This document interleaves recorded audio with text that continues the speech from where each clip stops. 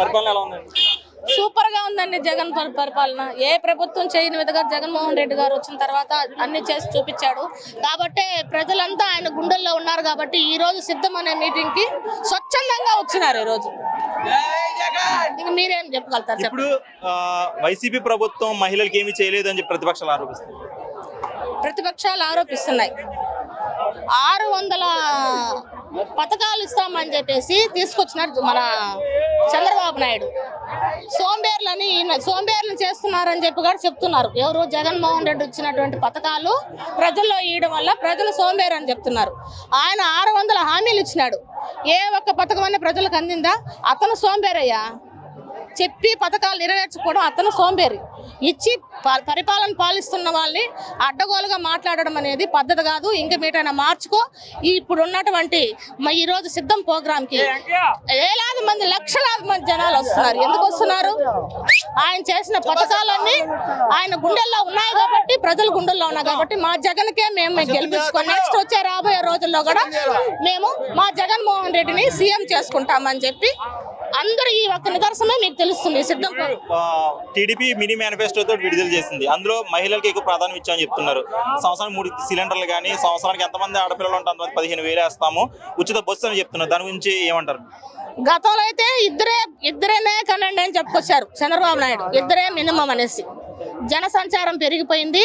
ఇద్దరే కనాలని ఒక నినాదం తీసుకొచ్చిన వ్యక్తి ఆయన. ఈ రోజు వచ్చి మీరు ఎంతమంది బిడ్డలు ఉంటే అంతమందికి డబ్బులు వేస్తానంటే ఎవరయ్యా నమ్ముతారు? ఇది నమ్మే పరిస్థితి ఉందా?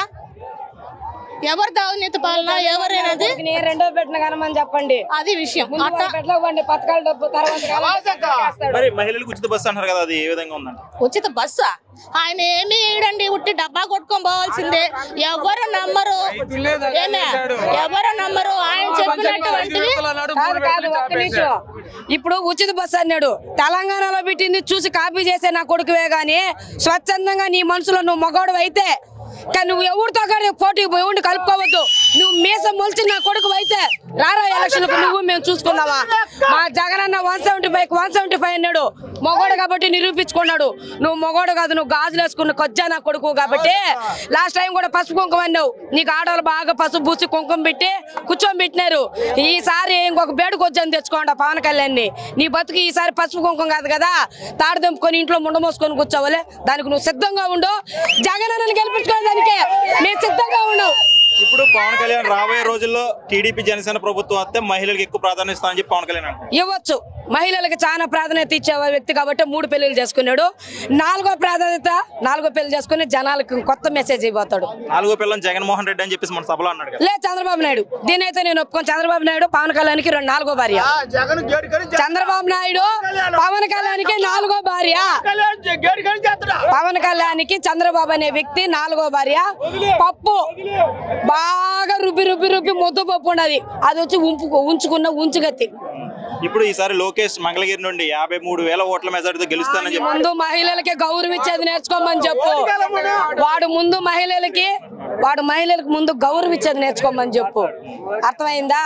బట్టలు ఇప్పతా, డ్రాయర్ ఇప్పతా, గొడ్డలు ఇప్పతా, ముందు అన్ని ఓడకుండా లేదో చూసుకోమని చెప్పండి అయ్యా. జగన్మోహన్ రెడ్డి ఈ పొద్దు ప్రపంచం లాగా పుంజుకొని వస్తా ఉంది. అతను కూడా మాట్లాడతాట. వాడు ఈది కుక్క కాదు కదా, ఇంట్లో కుక్కకు గోల్ చేసేదాన్ని కూడా పనికిరాడు. ప్రజల భవిష్యత్తు కోసమే మా పొత్తు టీడీపీ జనసేన ఉమ్మడి ప్రభుత్వం వస్తేనే రాష్ట్రం అభివృద్ధి చెందుతుందని అవ్వాలంటారు. పొత్తు అని అన్నారు కదన్నా, బాగుంది. పొత్తు లేకుండా స్వచ్ఛందంగా చేసే మగోడే జగన్మోహన్ రెడ్డి.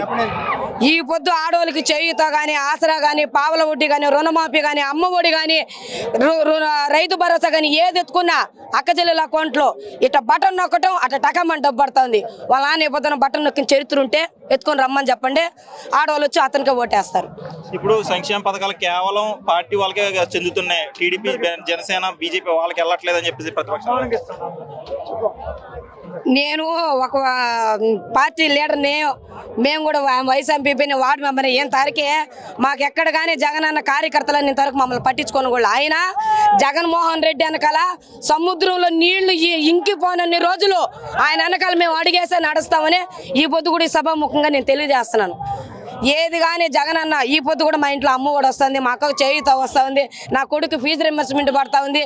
ఏ ఇంట్లో లబ్ధి పొందని ఇల్లా, ఏ ఇంట్లో లబ్ధి పొందని ఇల్లు అంటూ లేదు.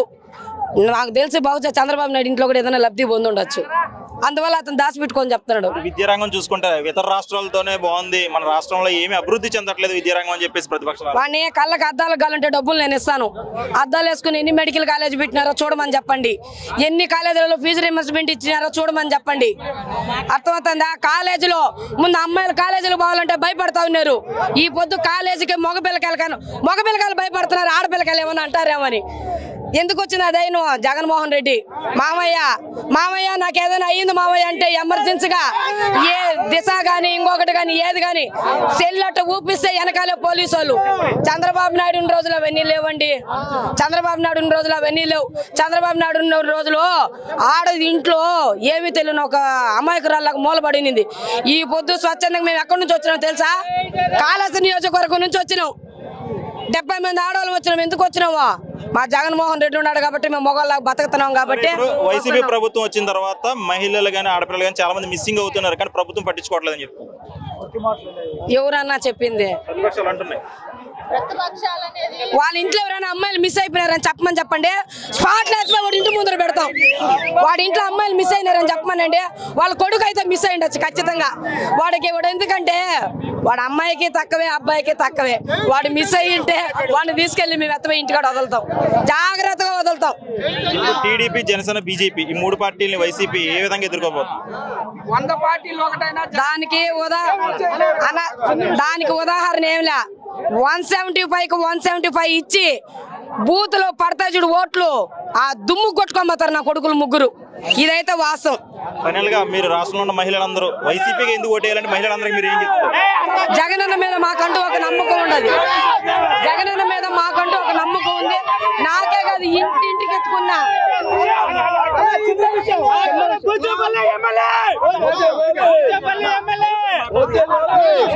టీవీ ఛానల్ వచ్చినా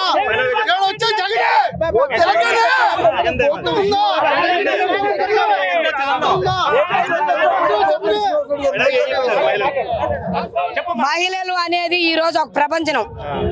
ఆడది లేకపోతే ఇంట్లో ఏ సంసారం కానీ ఏది కానీ దేశం కూడా తిరగదు.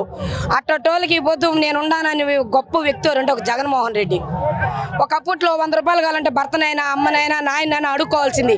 ఈ పొద్దు ఆ మగోడు వచ్చి ఆడదాన్ని రూపాయి అడుగుతున్నాడు, 100 అడుగుతున్నాడు అంటే కూడా దానికి కారణం జగన్మోహన్ రెడ్డి. కాబట్టి ఆయన ఎప్పుడు 100 ఏళ్ళు చల్లగా ఉండాలి, మా ఆడబిడ్డలకంతా అన్నదమ్ముడుగా అండగా ఉండాలని మేము కోరుకుంటున్నాం.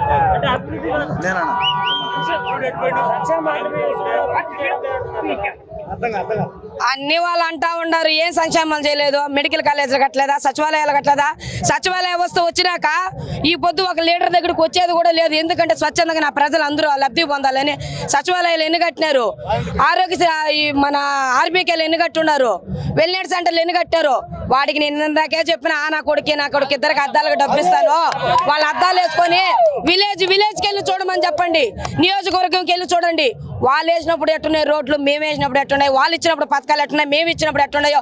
ఒక్కొక్క సంవత్సరానికి తిరిగి చూడకుండా అక్క చెల్లెలు బ్యాంకులు కాళ్ళకి చక్రాలు కట్టుకొని పరిగెత్తున్నారు. వాడు జన్మభూమిలో ఉన్నది చెట్టు నాటుకుంటే ఒక పథకం, ఒకరు చచ్చిపోతే ఇంకొకరు పింఛను. మా జగన్ అన్నట్లు కాదు, ఒక మనిషి ఉండగానే 100 మందికి పింఛన్లు ఇచ్చే వ్యక్తి గొప్ప వ్యక్తి జగన్మోహన్ రెడ్డి.